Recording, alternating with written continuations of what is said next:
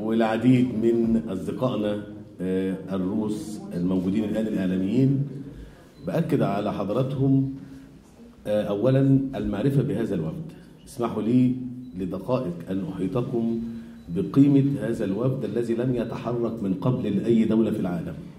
Уважаемые журналисты, российский журналист, позвольте мне за короткое время вас познакомить с членами данной делегации в таком составе, который никогда не направится ни в какую другую страну, чтобы вы поняли или у вас было представление относительно важности данной делегации.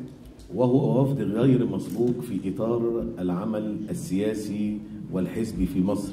Это беспрецедентная делегация или состав делегации в истории политической работы, политической деятельности в нашей стране. ومشكل بطريقة توافقية بين كافة القوى السياسية والسادة الوزراء الذين خدموا مصر وعدد من الإعلاميين النشطاء والسياسيين في نفس الوقت والذين ساهموا في ثورة 30 يونيو. Состав нашей делегации был сформирован на основании консенсуса между различными политическими силами в нашей стране.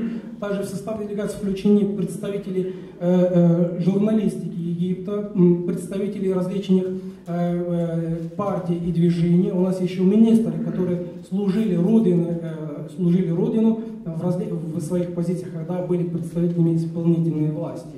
ولأبدأ من اليمين بأستاذنا الجليل الفقيه الدستوري الأستاذ الدكتور يحيى الجمل نائب رئيس مجلس الوزراء الأسبق.